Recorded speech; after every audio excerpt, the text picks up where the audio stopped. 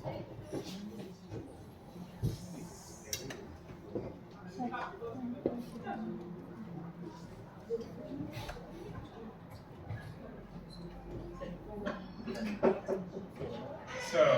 come back to the timeline where we started yesterday with Adam and Eve, Cain and Abel, the flood, Tower of Babel, talking about Abraham, the blessing to Abraham, he being the father of many nations and being blessed by God. To be a blessing, Seth talked about the 10 plagues, how the Israelites went out of Egypt, and how they came to Mount Sinai, and how the law was given to them there, and how they received the tabernacle, the design for the tabernacle, and how to build the tabernacle. This is where we're at in the timeline, coming out of Egypt. After the Exodus, we're at Mount Sinai for an amount of time where the whole law of Leviticus is given.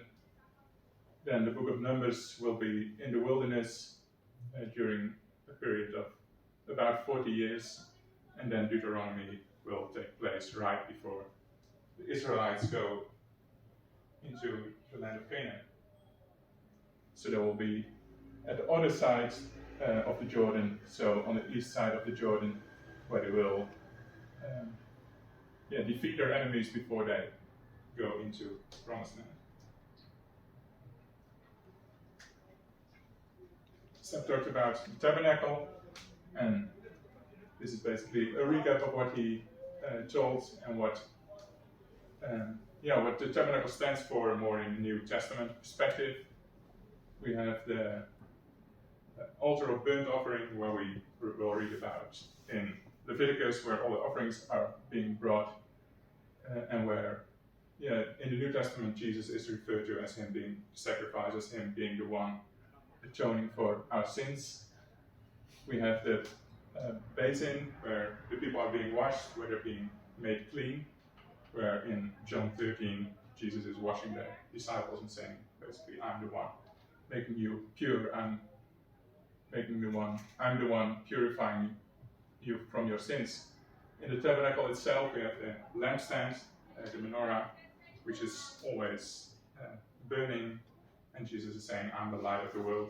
I am what you saw in the place where I could meet with the nation of Israel. I'm the bread of life. That's the place where the bread is shown. And he is the door and the way to the Father, to the most holy place, to the holiest of holiest. Other questions about that?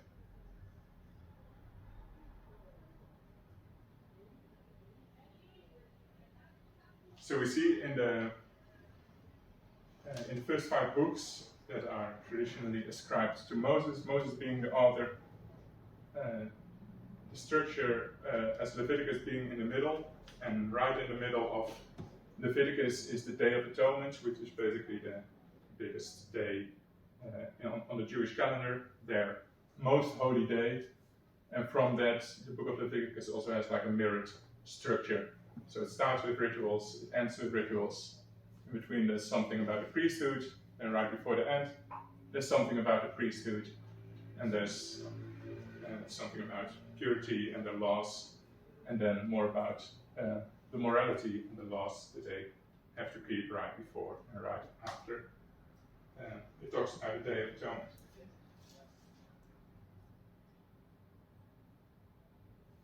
And it starts off the book of Leviticus with 7 chapters about how to bring offerings and when we sacrifices, and how we look about that and we don't really understand it. Most people, when they start reading the Bible, they go through Genesis, they think it's okay. They go through Exodus, they understand it a little bit till it's talking about the tabernacle and it's getting complicated. And when you're in the first few chapters of Leviticus, you think like, what am I reading? But it's in there, we have to understand that in their mind this was very normal. All the nations around them, they had like similar practices as they had. they really understood this practice of sacrifice, that sacrifice was being needed to come close to God. But there's not only this aspect of atonement, of forgiveness of sin, but there is also that it's more a communal thing, that people can remember it well. Like we see that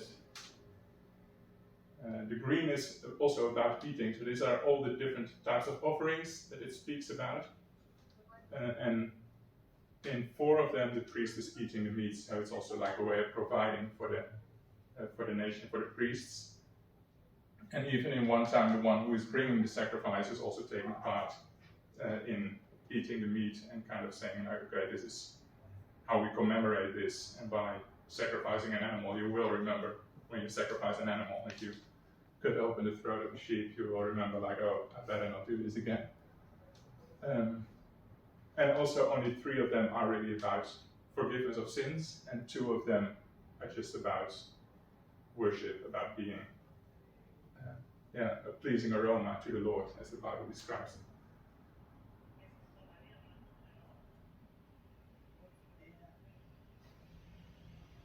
Then the book starts talking about the priesthood.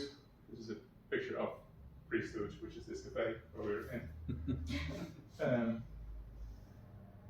And being a priest is basically someone who stands in between God and the people. So in Exodus, when they're standing at the mountain, when they're getting the 10 Commandments, this is what the people say: you speak to us, you, Moses, speak to us, and we will listen. But do not let God speak to us, lest we die. So they heard the voice of the Lord, and they were like, this is too overpowering for us. We need someone to stand in between God and us. And we read in chapter 19 that God did not only appoint priests to stand in between the Israelites and God, but he also appointed the Israelites themselves as basically being priests for the nation. So he said, like, okay, the priests are representing me to the people of Israel, but the Israelites themselves are priests in the sense that they have to represent me to the nations. As what Seth said about Abraham, like how he was meant to be a blessing to the nations, so the Israelites should be a blessing to the nations. And then in the New Testament fulfillment, we read this thing in Hebrews, where it says, he, Jesus, has no need, like those high priests, to offer sacrifices daily, first for his own sins, and then for those of the people, since he did this once for all, when he offered himself. So in an Old Testament perspective, we can already see the beauty how this was meant for them to come in a close relationship to God. And in the New Testament perspective, we can see that it was also pointing forward to something better, who was Jesus.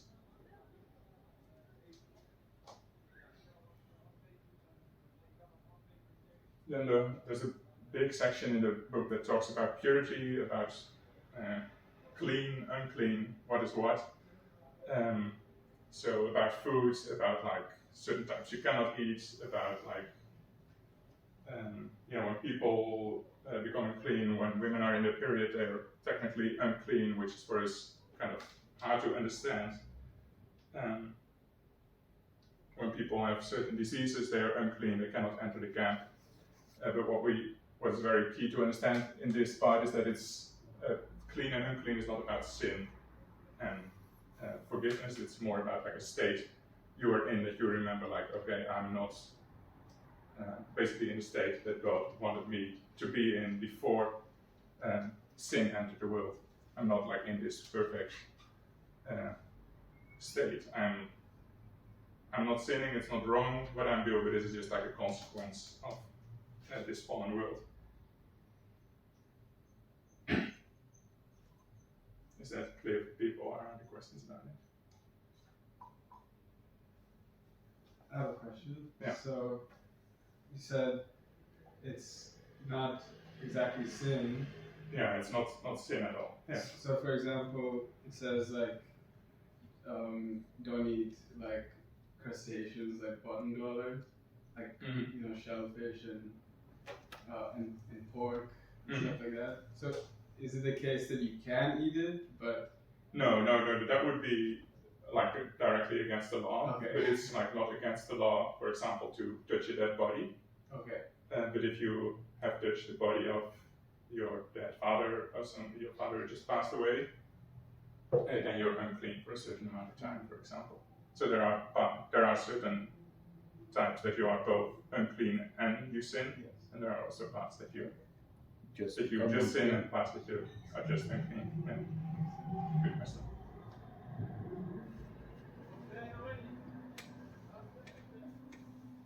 Then the Day of Atonement, which is this biggest day on the Jewish calendar, it's about 2 goats, and there's a lot of rituals during this day. The 2 main rituals is that one goat, the high priest puts his hands on one goat, and he puts, as it were, all the sins of the people upon that goat. And the goat is sent away in the wilderness, and basically the sins of the people are carried away from them once a year. And the other goat is being slaughtered. And we see both these goats basically being fulfilled in Jesus as him being slaughtered for us, him being, he had to die for us, and he also carried all our sins at that time on the cross. Yeah, and also Hebrews, the book of Hebrews, when you want to read it, you will read many references to Leviticus. There's a lot about the priesthood and about how Jesus fulfilled all of this. Then there's a whole other section about laws, and throughout, of course, we know in the New Testament there are basically 2 laws, like love your enemy, or love your neighbor as yourself, and love God above all. But this is like, of course, not complete enough for us. If that would be the only 2 rules that we had, that would be way more deficient in our churches than we already have. And so what the church tried to do is to kind of make sense of these Old Testament laws and see like, okay, what does still apply for us today and what not. The first part is very clear, the ceremonial laws. It's basically about the sacrifices that the Israelites had to bring. It's like, okay, this is all fulfilled in Jesus. There's no need to do this anymore. The Bible is very clear about this. Jesus is very clear about this himself. But there are 2 other laws that people try to distinguish, which is civil laws, which is basically, okay, these were the laws for the Israelites in their time and period. And the moral laws, which is like, okay, this is just the laws that are described here are just morally wrong. If you do this, you're going against God's morals. And luckily, there is mostly an agreement upon this, but of course, in the more Israel-minded kind of tradition, you will find, for example, they say like, no, you have to keep the Sabbath. And in the more very liberal side, you have more like, okay, we can do whatever we want as long as we do not harm anyone else. So there is disagreement on those things, but throughout church history, we luckily had like quite an agreement on what is what. If you have questions about that, you can come to us. Yeah.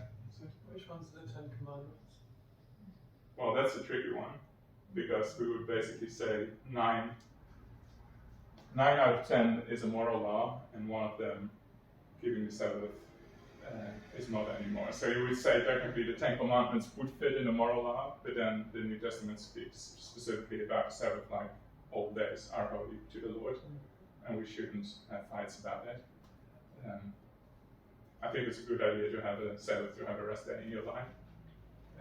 I think it's very biblical and even moral to like trust the Lord in that area and say, okay, I can do it without 1 day of work, and I will trust God that He provides. But I don't think it's too big of a deal.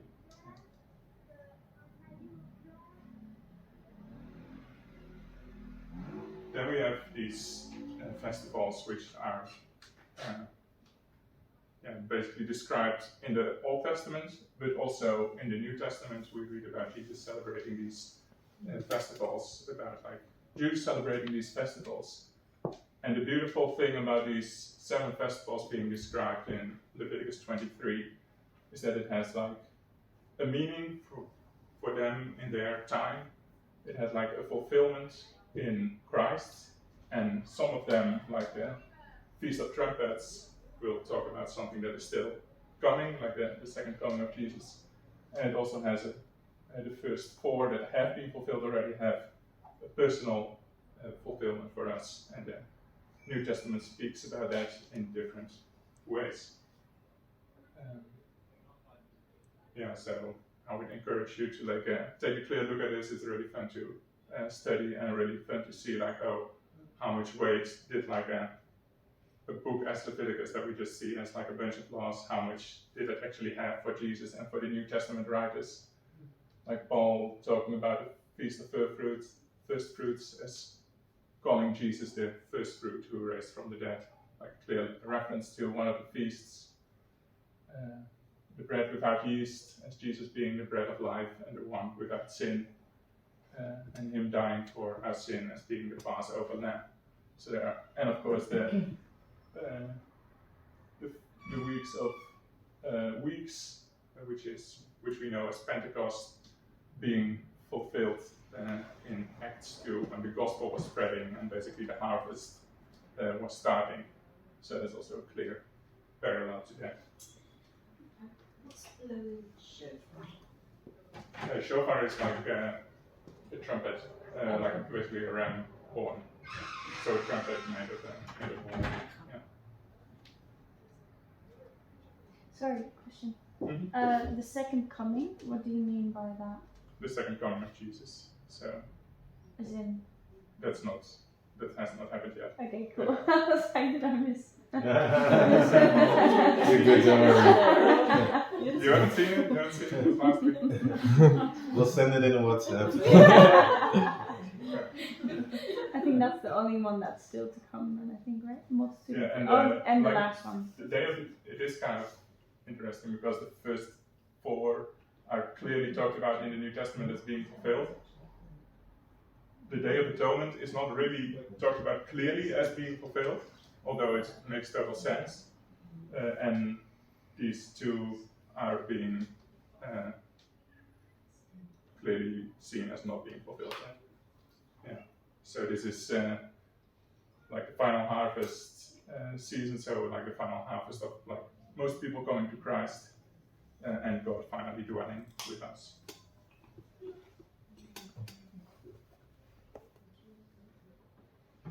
We go into the book of Numbers.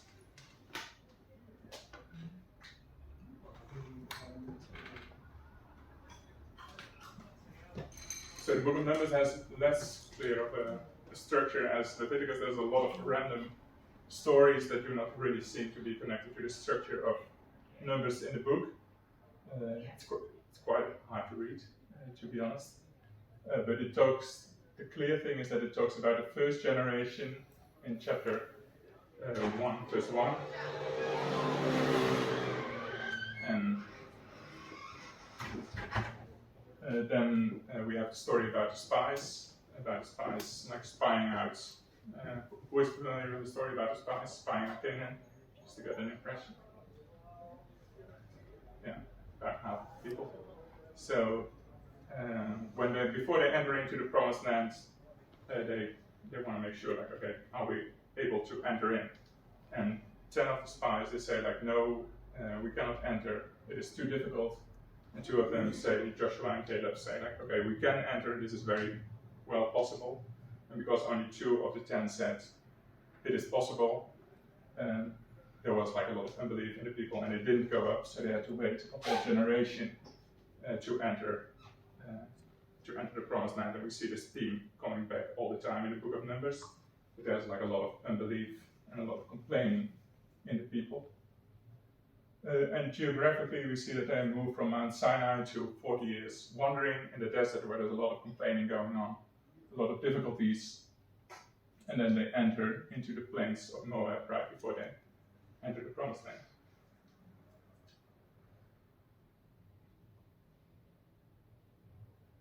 And this is basically the problem in the book of Numbers, that it says in chapter 11, "Oh, that we had meat to eat. We remember the fish we ate in Egypt that cost nothing, the cucumbers, the melons, the leeks, the onions, and the garlic. But now our strength is dried up, and there's nothing at all but this manna to look at." So they got provision from heaven, they got bread, literally bread out of heaven. And the only thing they can think of, like in Egypt, it was better because the food was better. They do not think about them being enslaved, them being having no freedom at all, them having to serve foreign gods. They just remember this one part about the previous life that was better, and that was the food. I think it's quite recognizable for some of us that we think about parts of our lives that we think like, oh, if I would have made that choice, maybe it would have been better, but then we can get stuck in just this one aspect of our life that we look at and think like, oh, that could have been better. But then we forget the whole part and all the promises that God made come true in our lives. So there's a big lesson there in the book.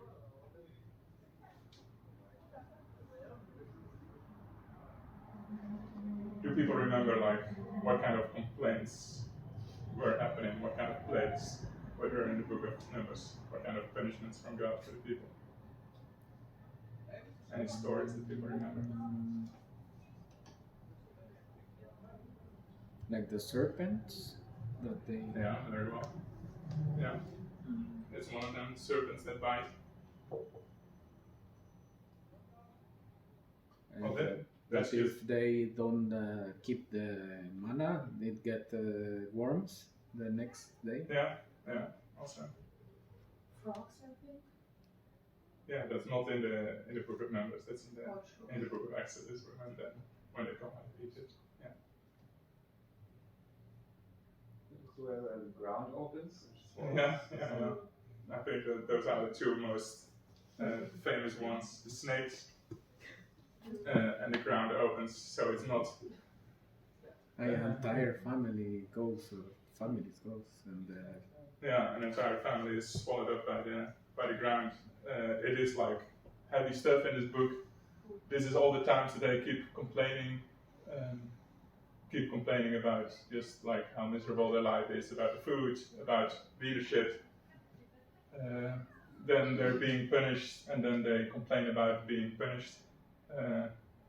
Complain again about food, and it ends with them being even way more disobedient and joining in cult prostitution to like a pagan god, which is basically an orgy, having sex together and like doing pagan stuff.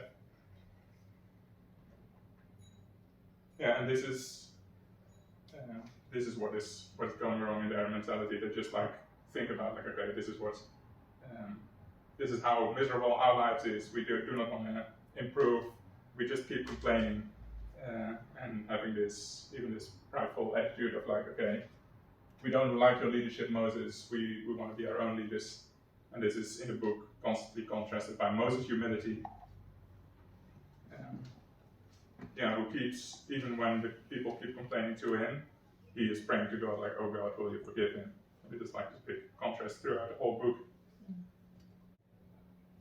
Even when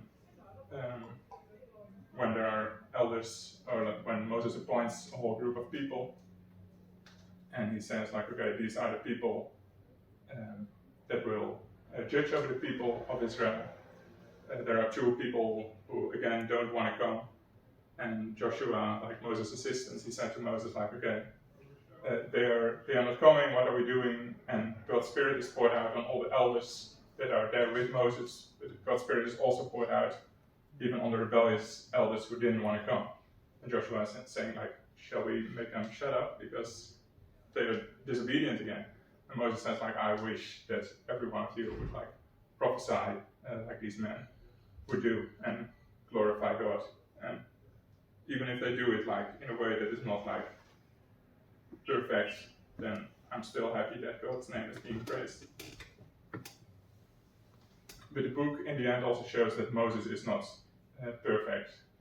Halfway the book of Numbers, before, like when they're still in the desert and the people are complaining again, there is this moment that God says, like, okay, go to this rock and speak to the rock, and water will come out. And in the book of Exodus, Moses had hit a rock with a stick, and water had come out. And Moses is so fed up with the people, he wants to show that he is the man. And he says, like, okay, watch how we do this, and watch how Aaron and I are doing this miracle for you. And he hits the rock. So he's disobedient to God's commands by hitting the rock instead of speaking to the rock, and he's also taking the honor for himself. And this one moment of pride of Moses in the book shows that or makes that he is not able to enter the promised land. So it basically, it is in a way a punishment, but it also shows like there is no one able or no one worthy to go into the promised land, only then by God's grace.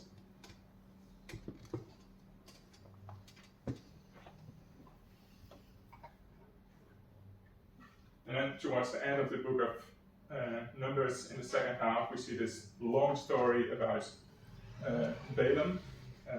It's a famous name in the Torah, and it was even apparently a famous name in this region, because they found an inscription back. This is your piece of archaeology for tonight. That talks about Balaam, the son of Beor, the seer of the gods. And this is like from a very long time ago. This is from almost 3,000 years ago. This is like 800 before Christ. This inscription, they call this the oldest piece of Aramaic literature, just to have like an impression of how old it is.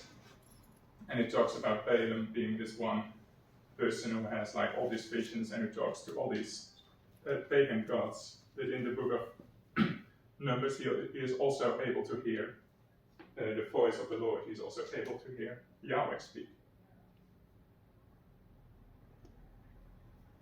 And this kind of prophet, pagan sorcerer, he shows up in the story because, as I showed on the map, where Israel is being at the other side of the Jordan, the Israelites are defeating two kings. They ask, like, can we pass through your country?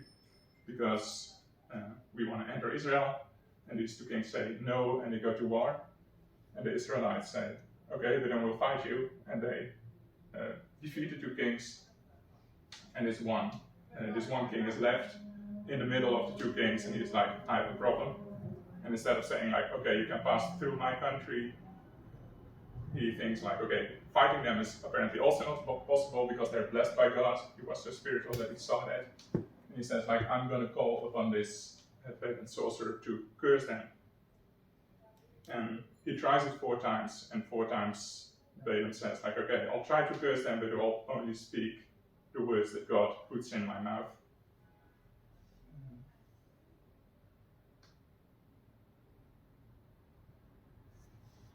And there are, in these 4 speeches, there are just 4 sentences that I want to highlight.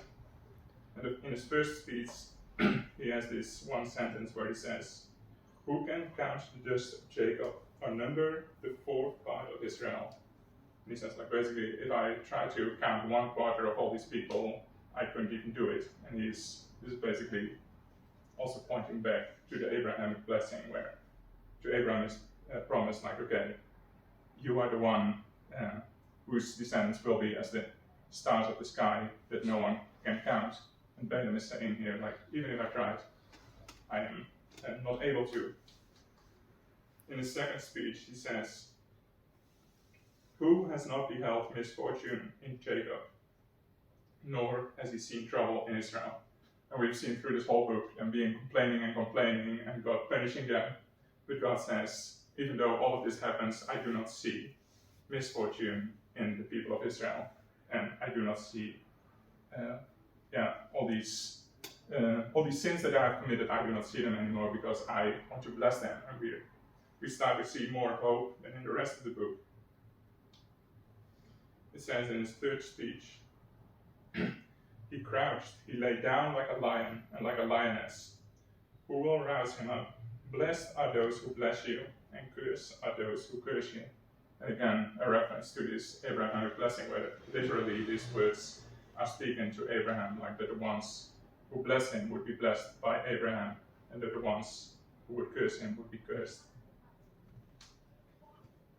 And then the last one, which is, in my opinion, the most special one, he says, I see him now, or I see him, but now I behold him, but not near. A star shall come out of Jacob, a scepter shall rise out of Israel. It shall crush the forehead of Moab, and break down all the sons of Shem.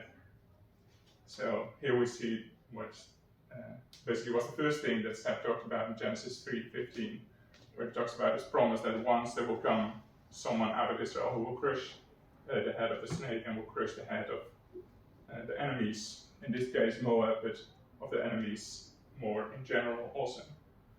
And this star rising out of Jacob is basically the story that we see in the New Testament, where the wise men from the east, from the region of Balaam, are following the star towards Bethlehem. So it's a fun fact to remember which prophets prophesied that the star will come rise out of Jacob. It's a pagan sorcerer from the east.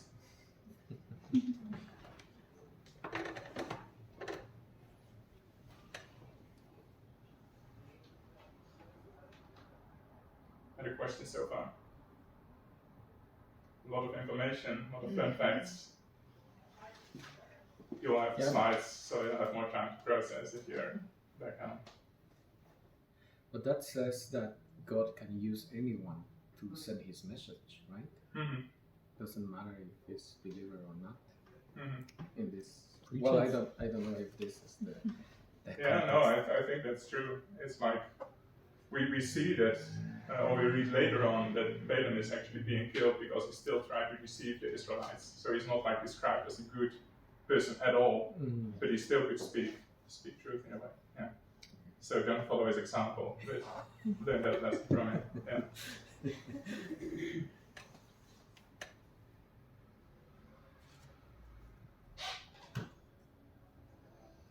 And in the end of the book of Numbers, we see this 2 times that, it's basically like a random story in the book. It seems like a random story, but it really captures one, like a very important piece of the book of Numbers, and that it says like, please, that God, this is call from God to invite us into conversation with Him. There are these 5 daughters of Zelophehad, an Israelite, and they say like, we don't have brothers, what happens to our land? Because women can technically not have land. And I think these are the first feminists in the Bible, and God says, you're right about that. If you, your father shouldn't lose his land, so if you marry people within your tribe, then you can keep the land, and you can keep the land of your father, and wouldn't go to other tribes of the people you marry. So it is basically this, we see this conversation that we know like, okay, God made this law, and we can assume God's law is perfect, but even if the people said like, oh, how does this work? God can still say like, okay, yeah, you're right about that. And it is basically an invite of us entering in conversation with Him.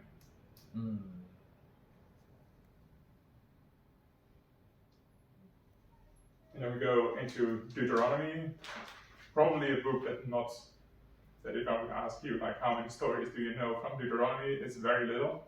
There are not really stories in Deuteronomy. There's a lot of law, not like rituals, like in Leviticus, not like about offerings, and a little bit about festivals, but most of it, the big part, is just like law. This is how you should behave. But the interesting part about Deuteronomy is that it's in the Old Testament, it's the most quoted book. So the most prophets, a lot of prophets are quoting back to Deuteronomy as like, okay, this is what is written, we should keep the law, we should keep the book of Deuteronomy. Even in the New Testament, is one of the most quoted books, and the one who finally like made or symbolized the perfect Israel, Jesus, when he's going 40 days into the desert. I don't know if you're familiar with the story, but he's basically representing the nation of Israel who went 40 years through the wilderness. He's going 40 days without food, And the first thing that Satan tries to tempt him with is like he says, if you're God's son, turn these stones into bread. And Jesus answers in the quote from Deuteronomy and says, know that people shall not live by bread alone. And then there's the second story where Satan says to Jesus, like, throw yourself off from the temple. And he quotes again from the book of Deuteronomy. He says, you shall not put the Lord your God to the test. And the third tempt of the Satan is, he says, you can get all authority, you can get all the kingdoms if you bow down to me. And Jesus quotes again from the book of Deuteronomy and says, like, you shall worship the Lord your God and him alone. So even in Jesus himself, like, he sees this as the book to quote when being under attack, and the book of referring back to.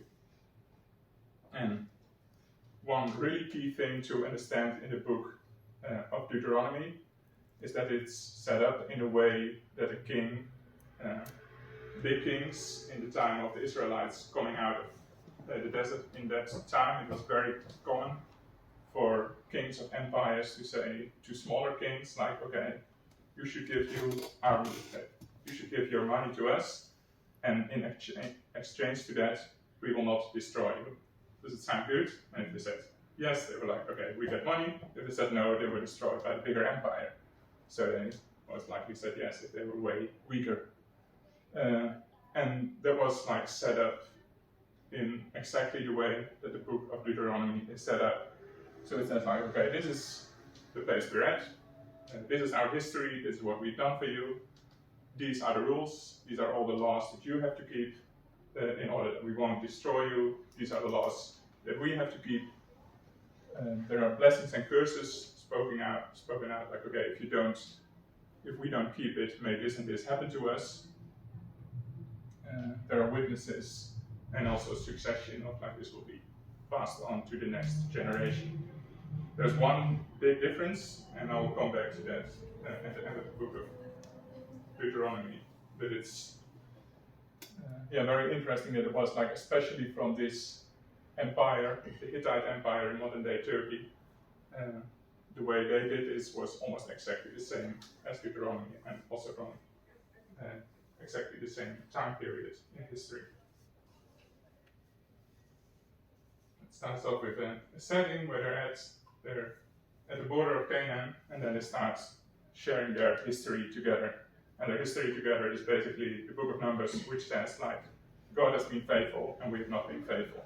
We could trust God, he couldn't trust us, and therefore we should remember this and this. And what they all should remember is quoted through the whole book of Deuteronomy, like, remember that you were slaves, and therefore treat the foreigners well. Remember that you were oppressed, so if you see an oppressed, help him. Things like that.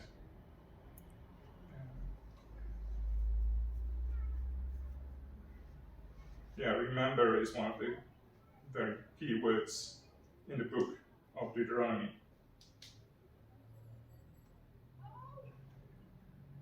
And then all the laws that the book of Deuteronomy is showing is basically built up also in the structure throughout the whole book, from chapter 6 till chapter 26, the part that talks about all the laws of Deuteronomy is basically talking about the 10 commandments. So the 10 commandments are being described, but they are way more. The book of Deuteronomy is really elaborating on these laws and say, okay, this is what serving the Lord your God actually means, and there's a whole list of laws, and it goes on for all the 10 commandments.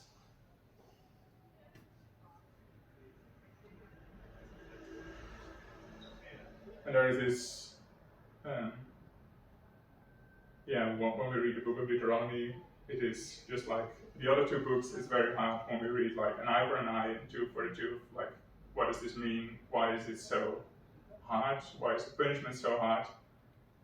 And we should, first of all, we should remember their society, that it was like a harder society. We see that the rules in the nations around them were like very similar. There is clearly this value for life. You see that in the books, but there's also like how we grow up, that we all grow up, most of us grow up healthy, just with, we do not know death as much as they did. It was for them very common that they knew people who passed away. For us, it's way less common. If we see an eye for an eye, tooth for a tooth, a hand for a hand, foot for foot, we think it is so brutal.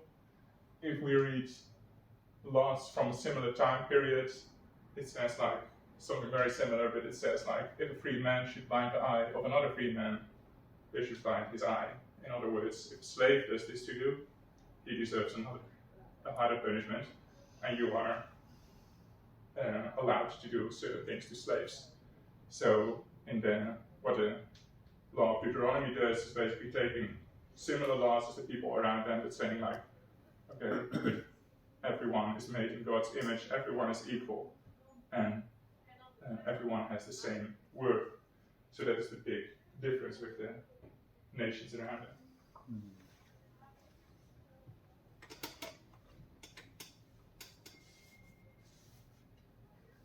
The fourth step is the blessings and curses that we'll see in Deuteronomy 28.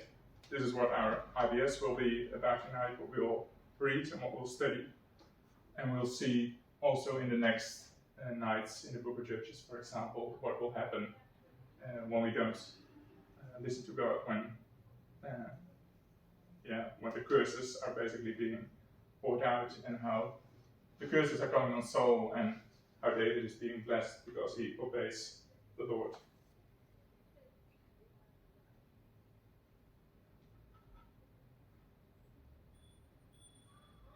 But there's this one big difference in this setup of like how a contract is being set up by a big king, which is God, and a small king, which is the Israelites, and the contracts of the big kings and small kings, the nations around them, and that is there is hope in the book.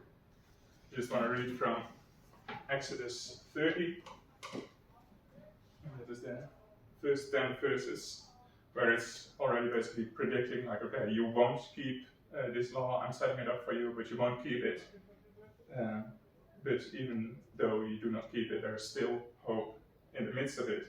And with other nations, it was, of course, if you don't keep this command, we try to wipe you out completely. And it says after the curses, and when all these things come upon you, the blessing and the curse, which I have set before you, and you call them to mind among all the nations where the Lord your God has driven you, and return to the Lord your God, you and your children, and obey his voice in all that I command you today, with all your heart and with all your soul, then the Lord your God will restore your fortunes, and have mercy on you, and he will gather you again from all the people where the Lord your God has scattered you. If your outcasts are in the uttermost parts of heaven, from there the Lord will gather you, and from there he will take you, and the Lord your God will bring you into the land that your fathers possessed, and that you may possess it. And he will make you more prosperous and more numerous than your fathers, so the Abrahamic blessing continues. And the Lord your God will circumcise your heart and the heart of your offspring, so that you will love the Lord your God with all your heart and with all your soul, that you may live. And the Lord your God will put all these curses on your foes and your enemies who persecuted you.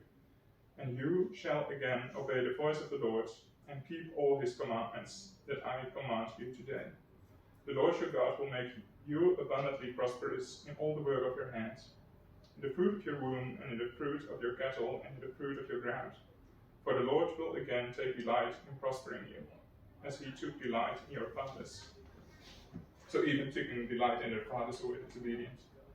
When you obey the voice of the Lord your God, to keep his commandments and his statutes that are written in the book of the law, when you turn to the Lord your God with all your heart and with all your soul. And basically this one sentence is popping out in 30 verse 6, that the Lord will circumcise their hearts and will make this change of heart possible for them.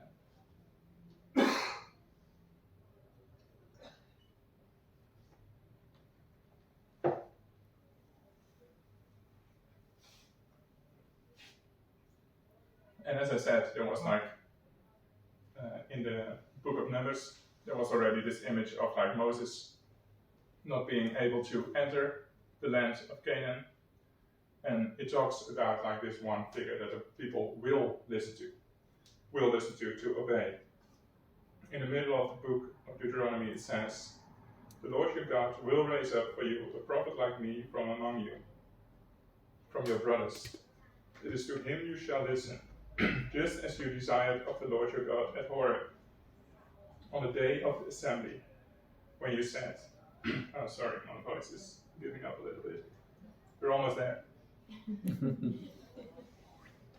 "Let me not hear again the voice of the Lord my God to see this great fire anymore, lest I die." So this reference back to them not willing to listen to God directly. "And the Lord said to me, they are right in what they have spoken. I will raise up from them a prophet like you from among their brothers, and I will put my words in his mouth, and he will speak to them all that I command him." So this reference back to the priests being the one who could stand in between God and them. And the Torah speaks already about something bigger, not just about the priests being able to stand in between them, but to a prophet who will be bigger than Moses, will be greater than Moses. And we see at the end of the book that Moses is dying, and that there's like little hope for the Israelites that when they enter, that they really will obey, that they will really keep the law. But there's also this hope that says like, okay, but there will be this one person being raised up that you will listen to. And it's kind of crazy that we now 2,000 years later, or 3,500 years later than this, and 2,000 years after Christ, may know who that is. So I hope I made you excited a little bit about the Torah and how it's all having a deeper meaning than you will think, maybe at first sight. How the offerings and the priesthood were meant like as a direct connection to communicate with God and engage in worship with him in the way that they understood that the festivals were there for them, that they could remember like, okay, this is what God has done in the past and this is how it will be. In the future we do not know what it looks like, but we know that it has a bigger meaning, and we know what it looks like, what it has looked like. And we've seen in the book of Numbers how they were continuous disobedient, but how a pagan prophet prophesied over them, how God's blessing was upon them, and how God saw something positive on them and wanted to go further with them. And in the book of Deuteronomy we see like this prophet-like figure that will come and will make in the Israelites this change of hearts, and we will be very grateful and look back and think like, we know what kind of Messiah figure that was, and the name Jesus, and how we can be thankful and look back like, oh, we had that change of hearts, or we will have the change of hearts. That's why we're here to learn about him. So I'll close up in prayer and we're good to go.